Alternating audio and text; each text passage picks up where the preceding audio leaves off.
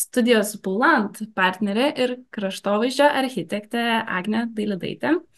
Tai Bulant, trumpai tai pristatysiu, Bulant komanda intensyviai dirba su urbanistikos ir kraštovaizdžio projektais, kuruoja begalį įvairiausių miestų ir miestelių viešųjų erdvių atnaujinimo projektus, o taip pat dažnai pristato ir plačias urbanistinės studijas, giliai nagrinėjančias gamtos, urbanizuotų teritorijų sąveiką. Tai Agnės manymu, mikroklimato valdymas yra vienas iš esminių aspektų, kuriant tvarias ir patogias viešasias erdves globalinio atšilimo sąlygomis. Tai jos tema šiandien mikroklimatas, atskaitos taškas, projektuojant miesto erdves. Sveika, Agne. Labas visiems. Gerai girdžiuosi? Taip, gerai. Aha. Gal first of all, I would like to say really big thanks to Tom because Okra Office was a really big inspiration to our team. So it's an honor to have my presentation after his. I don't know if he's still here, but I wanted to say it. So, okay, let's go to my presentation. Tai, žinoma, persijungsiu lietuvių kalbą. Taip, matosi viskas? Matosi, taip. Tai iš tikrųjų labai dėkui organizatoriams, kad pasikvietė pakalbėti šitą temą, nes manau, jinai labai svarbi ir turbūt, kaip matome, vis labiau svarbi ir mūsų kontekste, kas galbūt nemažai metų buvo truputėlį ignoruojama. Tai irgi dar norėčiau pridurti, kad atstovauju mūsų ofisą Baulen, tai iš tikrųjų visi darbai, ką mes darome, yra ne mano, o mūsų jau visai nemažos komandos. Tai tikrai džiaugiuosi, kad galėsiu pasidalinti. Tai turbūt po truputėlį man kažkodėl nesijungia skaidrė. Gerai. Tai turbūt pradėsiu nuo įžangos, ar ne, kad kaip jau minėjo Julija, kad visgi gyvename kontekste, kuris yra tikrai šiuo metu ne optimistinis, o ganėtinai negatyvus. Tai visgi mikroklimatas, toksai jo planavimas yra tikrai puikus įrankis stengtis bent kiek mažinti visus globalinio atšilimo dalykus, ar ne? Ir tinkamai suplanuotas mikroklimatas tikrai gali prisidėti prie mūsų miesto gyvenimo gerovės, mūsų sveikatos ir tikrai labai daug aspektų. Bet žinoma, truputėlį faktų, ar ne, kad pagal IPC paskutinę ataskaitą tikrai turime labai griežtą perspėjimą apie klimato kaitos įtaką mūsų gyvenimui ir kaip ir minėjo Tomas, ar ne, ir turbūt matome šitą schemą, esame matę ne kartą, kad iš tikrųjų, jeigu mes nepradėsime veikti dabar, mūsų ateitis skamba labai labai niūriai. Tai iš tikrųjų ypatingai turbūt manau, kad yra nemažai prisijungę projektuotojų, architektų, kraštovaizdžio architektų. Tai irgi, kad svarbu kažkaip prisimti atsakomybę, kad mes kaip projektuotojai tikrai galime daryti, kad ir nedidelę įtaką, bet ją galime daryti. Tai iš tikrųjų kažkaip norėtųsi galbūt ne taip neigiamai šiandien kalbėti, bet labiau gal bandyti inspiruoti, kad iš tikrųjų mes galime nors kažkiek pagerinti tą aplinką ir svarbu tai daryti. Taigi pradėsiu gal bendrai iš tikrųjų, kas yra mikroklimatas. Tai specifinės nedidelės teritorijos klimato sąlygos, kurios nepriklauso nuo bendro regiono klimato, ar ne? Tai kad mažos erdvės turi savo visokius įvairius skirtingus veiksnius ir ypač miestuose tai labai matoma. Bet bendrai, manau, svarbu šiaip suvokti tą mikroklimatą, ar ne? Tai man labai patinka šitas vaizdas, tai yra Humboldto ir Bonlando XIX amžiui piešta iliustracija, kurie jau tuo laikotarpiu bandė suprasti, kaip veikia biosferos, mikroklimatas, suprasti, kaip funkcionuoja tie skirtingi klimatai, ar ne, kad, tarkim, manau, kalnai yra labai puikus pavyzdys, kad kalnų apačioje mes turime visai miškingą, dažnai su medžiais klimatą ir kylant aukštyn tas klimatas keičiasi, ar ne? Tai taip yra dažnai ir miestuose su tais mažais mikroklimatais, kad galbūt kalnai yra gamtinis objektas, o miestas, tarkim, ar ne, kad dideli pastatai galbūt gali funkcionuoti kaip tie kalnai ir iš tikrųjų tai daro labai didelę įtaką. Tai šiaip pagrindiniai ar ne mikroklimato vietiniai veiksniai tai būtų reljefas, tai kalvos, kurios gali sulaikyti saulės, apsime, suktis į saulės pusę ir sulaikyti šilumą arba atvirkščiai būti šešėlyje. Taip pat raguvos, įdubos, kurios sulaiko vėsumą ir panašiai. Tuomet, aišku, augalija, tai miškai, augalai ar ne, kurie mažina oro temperatūrą, didina oro drėgmę, taip pat mažina vėjo greitį ir apskritai turbūt jau čia nekartą minėta, kad augalai, krūmai vėsina visą orą ir sulaiko drėgmę. Taip pat labai svarbus aspektas tai vandens telkiniai. Tai ežerai, upės, tvenkiniai natūralūs, bet taip pat dirbtinai sukurti tvenkiniai, šlabalės, kurie gali kaupti vandenį ir vėsinti mikroklimatą. Taip pat svarbus aspektas, ar ne, dirvožėmis, kad ir šiaip koks tas dirvožėmio būdas, bet taip pat ar jis tamsus, šviesus, ar sugeria šilumą, ar kaip tik ją spinduliuoja atgal ir panašiai. Ir be abejo vėjas, bet jisai yra labai toksai neapibrėžtas, labiau be abejo reljefas tam daro įtaką. Tai tokios kaip ir įžanga apie mikroklimatą, bet visgi ar ne, gyvename antropoceno epochoje ir tai yra mūsų žmonių epocha ir kuriai mes darome labai labai didelę įtaką.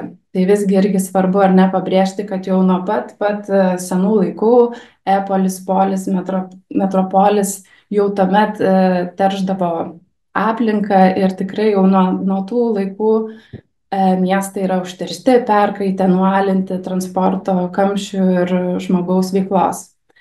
Tai kaip matote, schema, ar ne, kad visgi temperatūra mieste ir regionuose yra tikrai labai skirtinga ir kuo toliau, tuo šis skirtumas didėja. Kaip minėjau, turbūt svarbu ir patys jau jaučiame, kad Lietuvoje ta tendencija irgi labai jaučiama, ko anksčiau gal netaip jautėme. Tai visgi kokie tie aspektai daro neigiamą poveikį mūsų klimatui. Tai gal labai neišsiplėsiu, bet tai be abejo pradedant turbūt nuo tokio globalesnio dalyko, tai stichiška urbanizacija ir pastatų tankumas, kad karščio salos ir yra pagrindinė turbūt priežastis, kodėl temperatūra kyla miestuose, tai be abejo užstatymas, taip pat tankumas pastatų, kaip tie pastatai planuojami ir atsižvelgiama į orientaciją, į vėjo srautus ir panašiai. Žinoma, oro tarša tai transporto priemonės, taip pat pramonė, tai labai svarbus aspektas žalių erdvių trūkumas, tai čia turbūt Vilniuje dar esame visai, kaip sakant, šituo klausimu mums pasisekė, bet tikrai yra kur padirbėti. Tai jau truputį minėtos kietos dangos, ar ne, kad kuo daugiau kietų dangų, tuo daugiau karščio salų ir vandens telkinių trūkumas.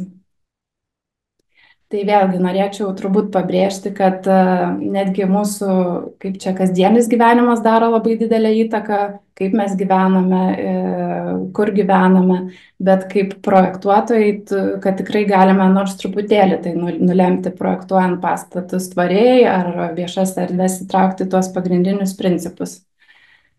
Taigi klausimas, kaip visgi gyventi mieste, nes tokia, turbūt gal esate girdėję šį projektą Biosfera 2, tai toksai buvo topinis projektas 80-aisiais, kai buvo pastatytas biosferos piramidė, kurioje 2 metams buvo apgyvendinta grupė žmonių, grynai dirbtinėmis sąlygomis sudarytoje aplinkoje. Ta prasme, kad mikroklimatas buvo sudarytas dirbtinai. Ir iš tikrųjų per tuos 2 metus buvo be abejo labai daug surinkta informacijos, bet visgi, kad sudaryti tobulas sąlygas dirbtinai yra, nu, šiai dienai turbūt dar neįmanoma ir labai sudėtinga.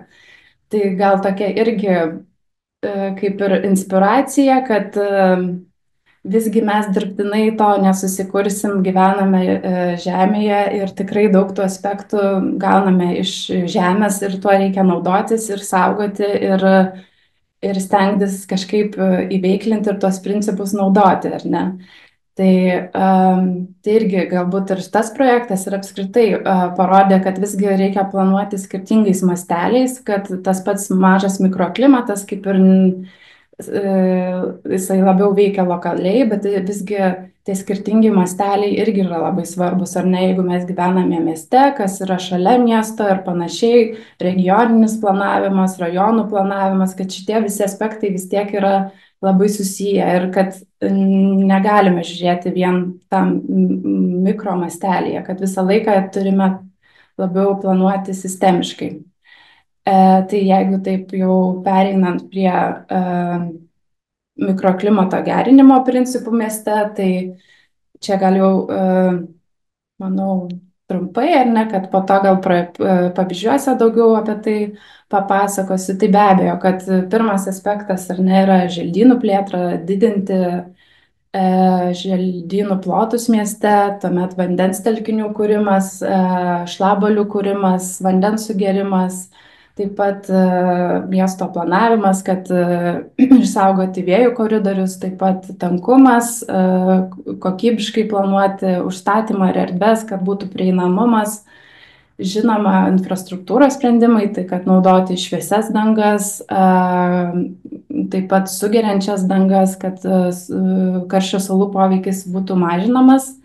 Ir oro kokybė, tai čia labiau kompleksinis planavimas, kad mažinti transporto priemonių naudojimą, skatinti kitus judėjimo būdus ir taip pat pramonės kontrolę, kad miestuose, nu ne miestuose, apskritai mažinti pramonės taršą ir panašiai. Taip pat, ar ne, čia tokie labiau gal gamtiniai, jau paminėjau nemažai gamtinių elementų, bet ar gali padėti technologijos? Iš tikrųjų, kaip ir daug kalbama apie tas technologijas, bet mano nuomonė, kad visgi tie gamtiniai aspektai yra vis tiek bazė, nuo kurios reikia atsispirti, bet be abejo, technologijos tikrai gali padėti. Tai mano manimu labai svarbus yra dalykas mikroklimato stebėjimo sistemos, kad visą laiką mes turime matuoti, stebėti, kaip tai keičiasi, rinkti duomenų analizės, daryti informacinės kampanijas, kad šviesti žmonės apie tai. Ir kaip minėjau, iš tikrųjų, turbūt dar čia žingsnis į ateitį, bet projektuojant būtų labai svarbu kažkaip surinkti tą informaciją, kaip mūsų projektai, kokią iš tikrųjų realią įtaką daro mikroklimatui, temperatūrai ir panašiai, kad siekti, kad būtų ne kaip čia iš jausenos tie mūsų sprendimai geresni, bet iš tikrųjų būtų renkama informacija ir tiksliai matuojama tas gerasis ar blogasis pokytis. Taigi dabar norėčiau pakviesti pasižiūrėti pavyzdžius Lietuvoje, nes labai daug gražių matėme pavyzdžių iš Olandijos ir Belgijos. Tai irgi, manau, svarbu pakalbėti ir apie mūsų kontekstą. Tai čia matote Lietuvos karščio žemėlapis. Tai kaip minėjau, ar ne, matome, kad karščio salos be abejo bazuojasi mūsų didžiausiose miestuose ir tai tikrai jau yra didelė problema, kad vasaros metu temperatūra kyla jau tikrai sudaro sąlygas karščio saloms. Ir iš tikrųjų klausimas, ką mes darysime su savo miestais čia Lietuvoje, su mūsų kontekstu. Tai iš tikrųjų norėčiau pakviesti pasidalinti mūsų komandos Bauliant projektais. Šiuo metu jie dar nėra realizuoti, bet projektai vyksta.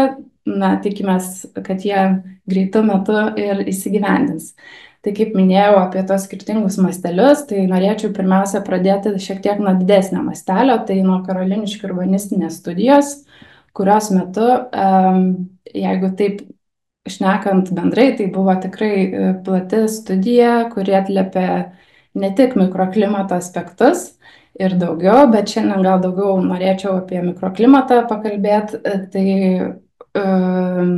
pagrindiniai aspektai, kurie atliepia mikroklimato gerinimą, tai buvo didinama želdynų plėtra, ar ne? Tai dabar trumpai po to dar pasiplėsiu. Vandens telkinių kūrimas, rajono lygmens planavimas, infrastruktūros sprendiniai ir oro kokybės gerinimas. Tai jeigu bendrai ar ne buvo kuriama, siūloma Karoliniškių žaliasis žiedas, kad pagrindinės gatvės būtų žalinamos ir siekiama pėstiesiems ir žmonėms suteikti geras sąlygas judėti. Taip pat projektuojami traukos taškai viduje, ar ne, kad žmonės daugiau galėtų visus savo, kaip gyvenimas vyktų tik tame rajone, o nebūtina būtų važiuoti į miesto centrą ar kitur, kad funkcijos atlieptų žmonių poreikius. Tai turbūt ir trečias vienas pagrindinių mikroklimato gerinimo būdų, tai kuriamas Karoliniškių parkas sovietiniuose kiemuose. Ir ketvirtas, ar ne, kad tankinamas kvartalų sistema, kad irgi kalbant apie tą vėją, kad būtų, tarkim, jeigu ateityje labiau užstatoma, tai aiškioje struktūroje. Tai čia, vat, matote, galbūt koks tas pokytis būtų nuo nesamos situacijos ir kas siūloma. Tai gal tiesiog dabar labiau detaliau papasakosiu, ar ne, kad iš tikrųjų mes turime Lietuvoje, ypač Vilniuje ir didžiuosiuose miestuose ir sovietinio palikimo užstatymo rajonus, kurie, na, tikrai iki galo neatliepia šių dienų žmonių poreikių ir tikrai reikia permastyti, kaip gerinti tą gyvenimo kokybę. Tai mūsų manimo, ar ne, kad iš tikrųjų būtent ta žalioji infrastruktūra būtų ir atsakymas, kaip gerinti šių rajonų gyvenimą. Tai buvo siūloma, ar ne, kad pirmiausia sukurti kvartaluose tarp pastatų Karoliniškių parką, ar ne, jeigu grįžtant atgal, jisai eitų per visą teritoriją, bet kiekvienas kvartalėlis turėtų savo viešą erdvę kokybišką. Ir taip pat didelis akcentas buvo vidiniams Karoliniškių kiemams, kad gyventojai galėtų patys kurti savo erdvę. Tai kad įveiklinti ir tas viešas erdves, bet taip pat ir gyventojai galėtų patys, ne patys, bet su savivaldybės pagalba gerinti ir savo vidinius kiemus. Tai žinoma, čia yra didelė studija, tai tokie ganėtinai schematiški tie pasiūlymai yra, nedetalizuoti, bet tai buvo siūloma kiekvienam kvartale daryti po mažą tvenkinį, būtent, kad sugerti lietaus vandenį, kaupti vandenį, kuris galėtų kvartalo viduje vėsinti.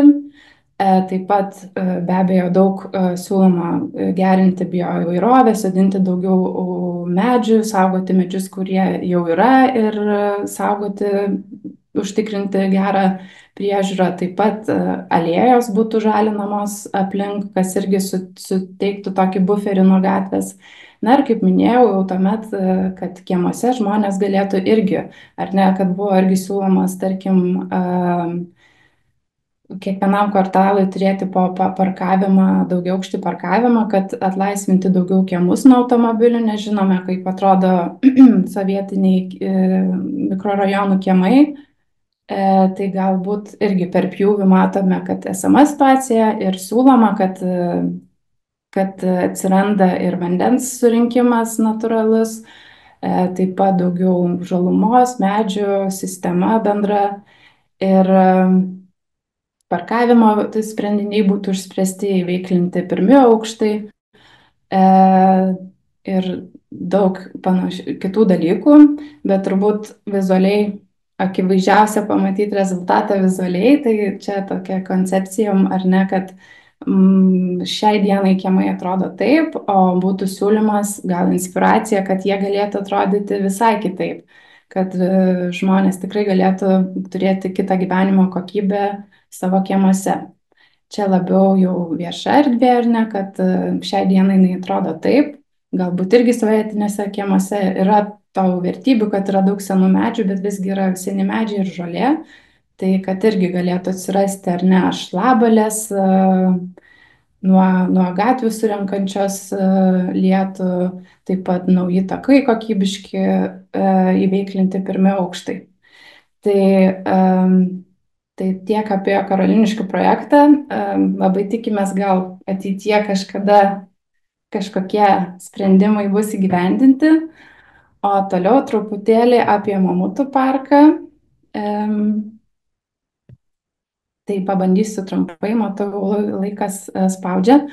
Tai irgi, ar ne, kad čia aspektai, kurie buvo siūlomi spręsti, bet gal bendrai, kaip matome, Mamuto parkas yra netoli Akropolio prekybos centro, turbūt šitą teritoriją visi žinot, girdėję dėl stadiono ar Akropolio, bet čia yra tikrai labai gražus geomorfologinis draustinis, kuris šiai dienai tikrai yra nelabai prieinamas. Bet matome, kad ši teritorija tikrai turi labai daug problemų. Tai kaip matote, šalia labai didelę karščio salą Akropolis su dideliu parkingu ir ateityje planuojamas tikrai labai didelis stadionas, na, tikėkime, kažkada bus įgyvendintas, ir dvi labai intensyvios gatvės, ar ne? Tai mūsų ir buvo užduotis, aišku, pirminė konceptualiai sugalvoti idėją, kuo šis parkas būtų patrauklus. Tai buvo pagrindinė idėja, ar ne, Mamuto parkas, kad rodyti, perteikti, edukuoti apie ledynmetį Lietuvoje ir Vilniuje, kad Vilnius yra ledynmečio pakrašty ir visa geomorfologija miesto mūsų susikūrė nuo to laikotarpio, kad, ar ne, ta upė, kurią turime, yra čia nuo ledynmečio ir visos kalvos tikrai yra labai unikalios ir kad tikrai Lietuvoje labai unikali vieta, bet jos nieks nežino, visi žino tik Akropolį ir kaip žmonės pritraukti, ar ne, į šią vietą. Taip pat ši vieta svarbi yra ir gamtiniam karkasui, ar ne, kad tos jungtis su pagrindiniais miškais Vilniaus, tai irgi, kad būtų, nu, gal siūlėme, nemanau, kad greitų metų bus įgyvendinta, bet ir ekoduktus, kad tos jungtis susijungtų. Bet bendrai, ar ne, kad pati koncepcija, kaip minėjau, būtų edukuoti apie ledynmečio laikotarpį Lietuvoje, taip pat pabrėžti tas raguvas, kuriuose tikrai yra labai unikalus mikroklimatas, kurį saugoti ir gal žmogui leisti pajausti jį šalia gyvenant labai urbanizuotose teritorijose. Ir tuomet jau teminiai takai, kurie leistų žmogui patirti skirtingais sluoksniais šią teritoriją. Tai taip pat yra, kad patirti jau tai, kas čia yra, ar ne, ledynmečio istorija, bet taip pat nuo apžvalgos aikštelių matyti visą Vilniaus, kaip čia geomorfologija, ar ne, kad sapieginės miškai ir kiti aspektai, kurie labai svarbus Vilniaus susidarimui, kad per šios takus taip pat jie atsiveria ir suteikti informacijos ir apie tai. Tai čia tos matomos panoramos, kas matytųsi iš apžvalgos aikštelių.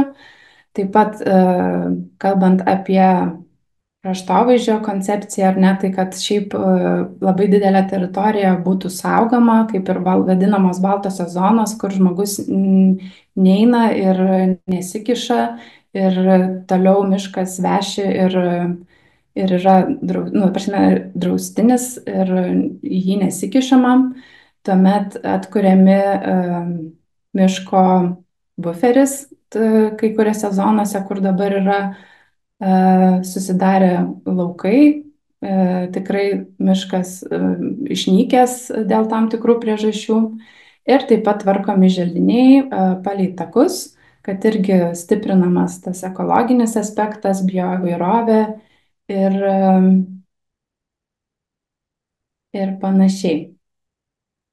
Tai turbūt tame ir yra esmė balansas tarp turimo miško ir kaip mes su savo intervencijom apsaugosim tą mišką ir taip pat apsisaugosim nuo šoninių trigerių, ten Akropolis, intensyvios gatvės ir panašiai.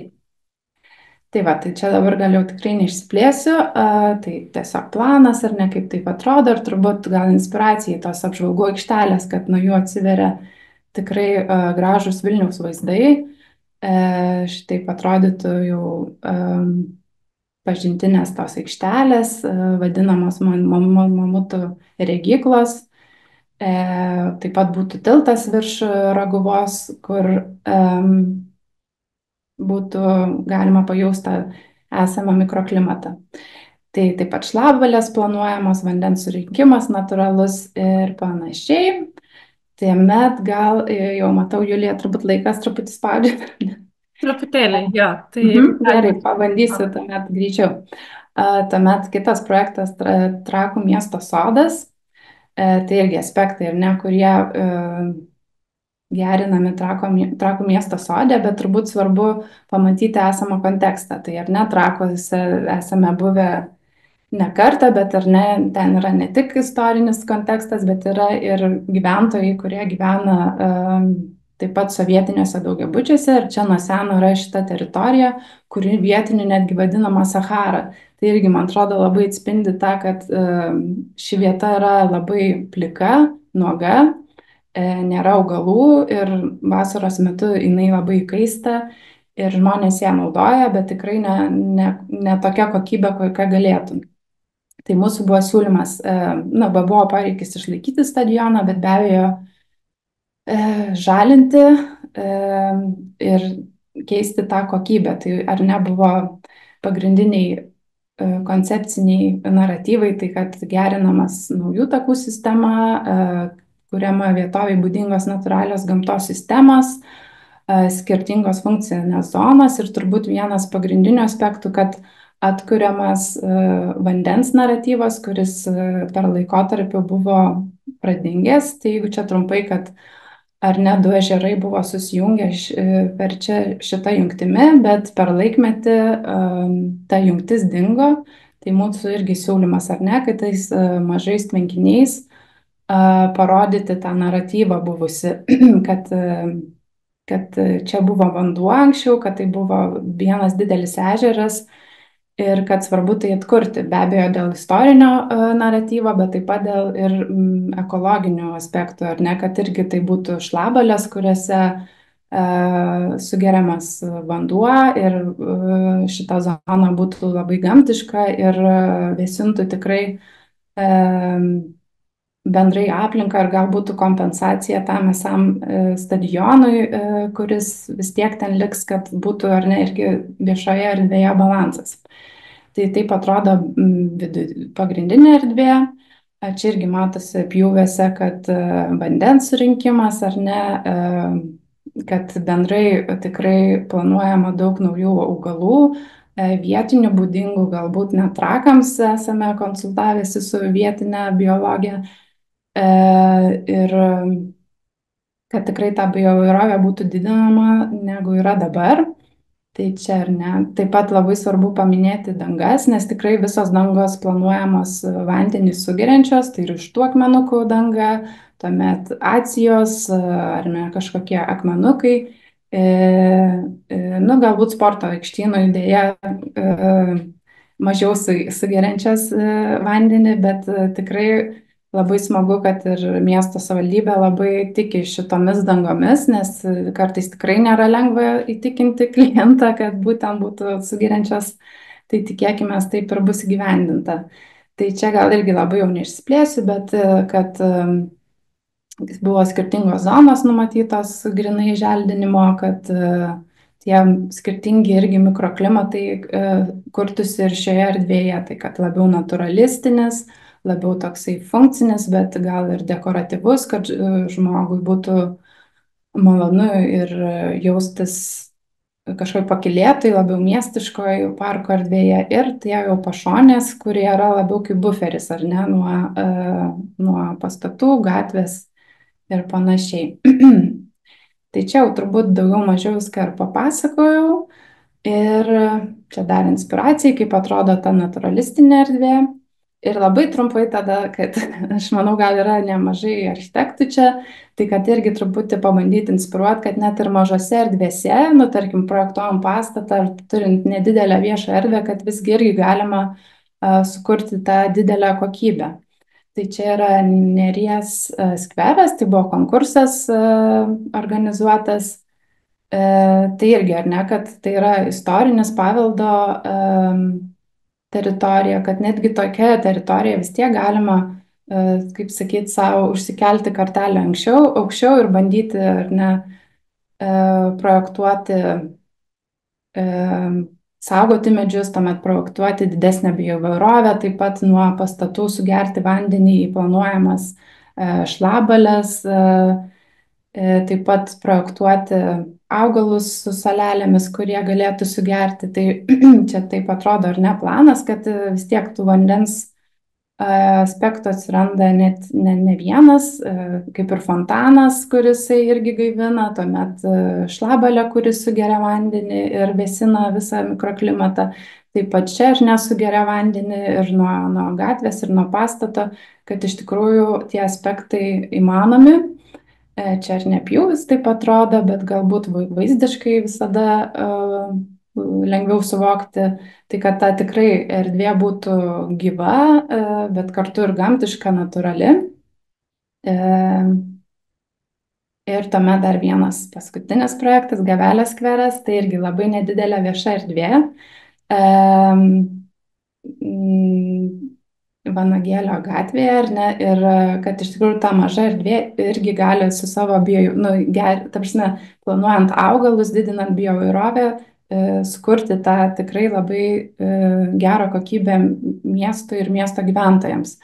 Tai irgi, kad buvo parinkti ar ne išspręsta ir dizaino klausimai, kaip būtų mobilumas užtikrinamas visiems, kad irgi iš tos mažos erdvės planuojamas amfiteatras, kad susiburtų ir bendruomenė, ir erdvės nuo pirmo aukšto funkcijoms, kad iš tikrųjų maža erdvė gali atliepti labai daug poreikių, ar ne? Tai turbūt irgi svarbu galbūt architektam bendradarbiauti su kraštovaizdžio architektais, kad jie galėtų tai išspręsti, ar ne? Tai irgi dangos, kad maišyti dangas netikėtas, bet ir bandyti kuo daugiau traukti sugeriančias vandenį. Tai turbūt tiek apie projektus. Tai šiaip norėčiau labai padėkoti organizatoriam, kad šiaip kalbate šią temą. Ir manau, kad Lietuvoje judame tikrai gerą kryptimi. Bet, sakyčiau, tikrai dar tik startuojama su mikroklimato strategijų integracija į realias miesto erdvės, kad apie tai gal žinoma informacijos, bet kaip tai realizuoti, integruoti, projektuojant, tikrai dar yra nemažai iššūkių.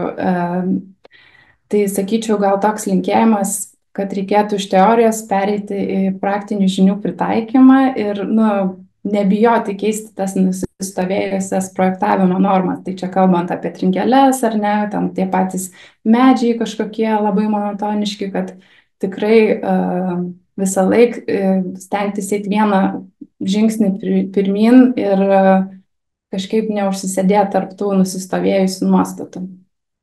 Tai tiek.